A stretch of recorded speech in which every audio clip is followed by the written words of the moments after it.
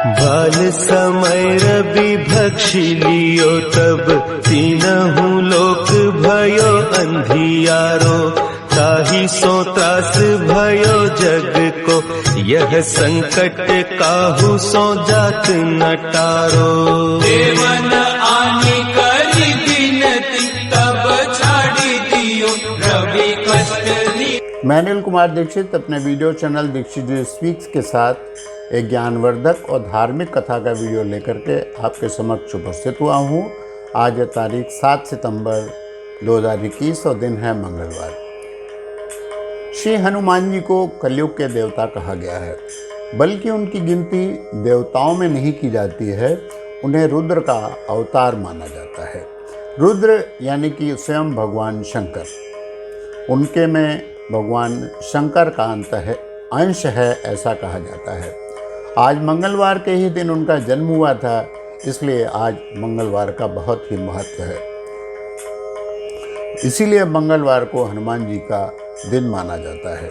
हम अपने संदर्भ पर आते हैं कि आखिर भगवान या श्री हनुमान जी जो हमारे इष्ट हैं, वो उनका जन्म की क्या कथा है। तो आपने हनुमान चालीसा का पाठ कभी स्वयं किया होगा या दूसरों के मुंह से भी सुना होगा, तो उसमें जो चौपाइयाँ या जो पद लिखे हुए हैं उसमें एक जगह उनसे कहा गया है, शंकर सुमन केसरी नंदन तेज प्रताप महाजगबंदन, और एक जगह कहा गया है अंजनी पुत्र पवन सुत नामा, यानी कि शंकर के सुमन है। जो मुख्य चीज़ है सुमन, वो शंकर भगवान की है, लेकिन वो केसरी नंदन यानी कि केसरी के पुत्र कहलाते हैं। अंजनी पुत्र हैं, अंजनी के भी पुत्र हैं, अंजनी उनकी माँ का नाम है, लेकिन वो कहे जाते हैं पवन सुत, यानी कि पवन के पुत्र क्यों कहे जाते हैं। तो इसकी एक कथा है जो कि हम आज आपको प्रस्तुत कर रहे हैं आपके सामने। भगवान शंकर की पत्नी यानी कि सती अपने पिता दक्ष के यहाँ यज्ञ में गई थी और वहीं पर उन्होंने अपना शरीर का त्याग कर दिया था। हजारों साल बीत गए, भगवान शंकर अकेले ही थे, धूनी रमाए हुए थे, समाधि में थे। भगवान शंकर का जो शारीरिक तेज था वो दिन पर दिन बढ़ता ही जा रहा था, और देवता इस बात से चिंतित थे कि यदि श्री भगवान शंकर को सती का साथ नहीं मिला और वो कहीं उनका जो तेज है कहीं उनके शरीर से स्खलित होकर के बाहर आ गया और ज़मीन पे गिर गया, तो पूरे ब्रह्मांड में हाहाकार मच जाएगा। इस विपत्ति से बचने के लिए वे कोई न कोई उपाय ढूंढ रहे थे कि उनको कोई ऐसी स्त्री मिले जो कि उनके उस तेज को संभाल सके। ठीक है, ये बात यहाँ पर ख़त्म हो जाती है। इसी के साथ एक दूसरी कथा जुड़ी हुई है। एक दूसरी घटना के अनुसार ऋषि गौतम की पत्नी अहिल्या बहुत ही रूपवती थी। उसके ऊपर इंद्र बहुत ही मोहित थे। वो किसी भी प्रकार से अहिल्या को प्राप्त करना चाहते थे। उसके लिए उन्होंने एक चाल चली और उसमें चंद्रमा को अपने साथ मिलाया। उनको पता था कि अहिल्या के पति गौतम ऋषि सूर्योदय के समय गंगा स्नान के लिए जाते हैं, तो उन्होंने चंद्रमा से कहा। तो चंद्रमा जो था वो अपने समय से पूर्व डूब गया और इंद्र ने अपनी माया से सूर्य का प्रकाश फैला दिया।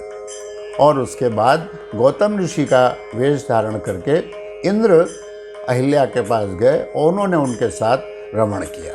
इस बीच में जो चंद्रमा था वो बाहर पहरा देता रहा, लेकिन ऋषि गौतम को थोड़ी ही देर में पता चल गया कि अभी तो रात के 2 बजे हैं और जो मुर्गे ने बांग लगाई है और जो सूर्योदय का प्रकाश था वो जा चुका है, अंधेरा छा चुका है, इसलिए वो वहाँ से लौट आए। इस पूरी घटना को जिस समय अहिल्या इंद्र के साथ रमण कर रही थी, इस सारी घटना को उनकी पुत्री अंजनी ने देखा। लेकिन जिस समय वो रमण कर रही थी तो बाद में इनको पता चला कि मेरे पति नहीं हैं, ये तो इंद्र हैं।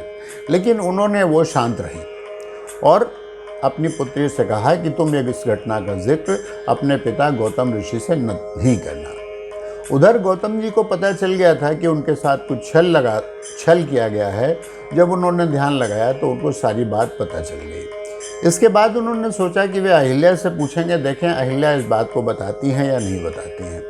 जब उन्होंने अहिल्या से ये बात पूछी तो अहिल्या ने ये बात उनको नहीं बताई, लेकिन उनकी पुत्री अंजनी ने पूरी बात अपने पिता गौतम को बता दी।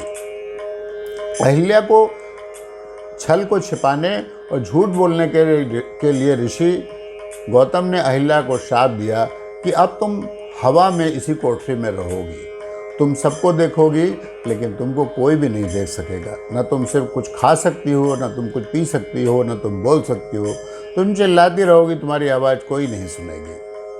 तब अहिल्या को अपने किए पर बहुत ही पछतावा हुआ और उन्होंने अपने पति गौतम ऋषि से बहुत क्षमा मांगी। जब उन्होंने कहा कि क्षमा मांगी तो गौतम ऋषि बोले, देखिए मैंने श्राप तो दे ही दिया, अब श्राप तो वापस आ नहीं सकता है। जब त्रेता युग में भगवान विष्णु अवतार लेकर के पृथ्वी पर जन्म लेंगे और वो आएंगे और उनकी जो चरण रज है तुम्हारे ऊपर पड़ेगी, तब तुम्हारा कल्याण हो जाएगा।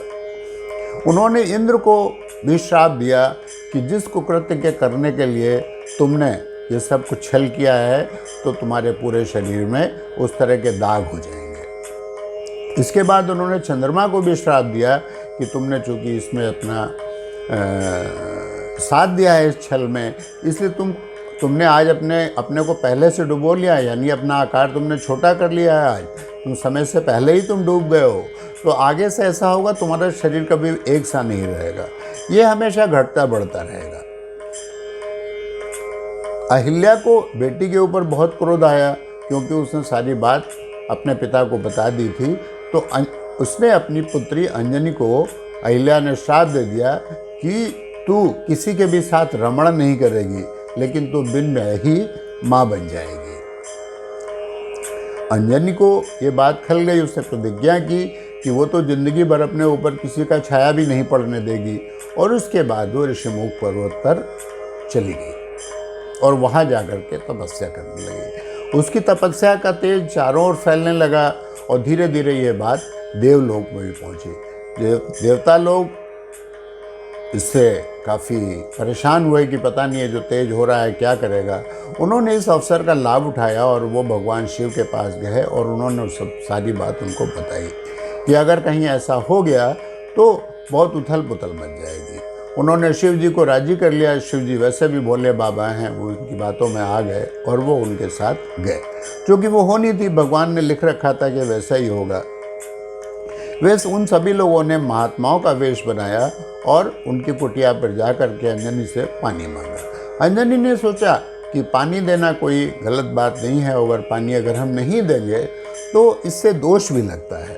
तो वो एक पात्र में पानी लेकर के बाहर आई, लेकिन देवता बने हुए, जो महात्मा बने हुए देवता थे, वो उनको पहचान नहीं सकी और उन्होंने उससे पानी लेने से इनकार कर दिया। कहा कि तुम्हारा गुरु कौन है?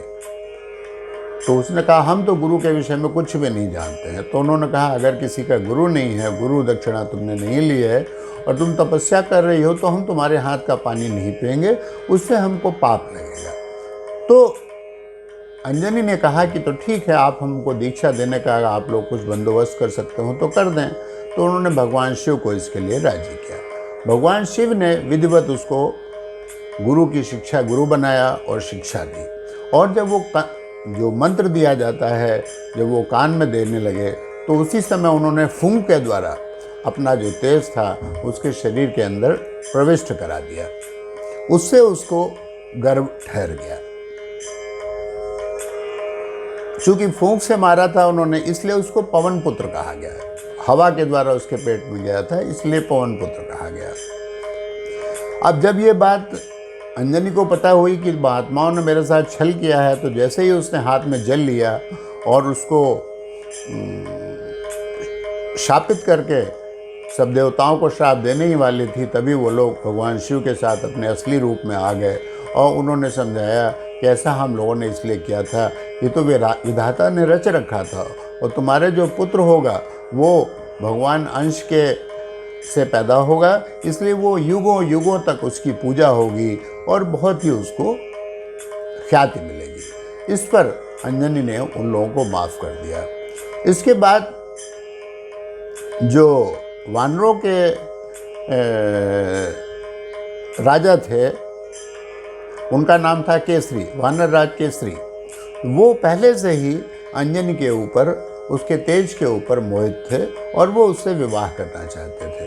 जब उनको ऐसी बात पता चली अंजनी को, तो देवताओं ने और भगवान शिव के कहने पर अंजनी ने केसरी के साथ विवाह कर लिया और समय आने पर धरती के ऊपर श्री हनुमान जी का अवतरण हुआ।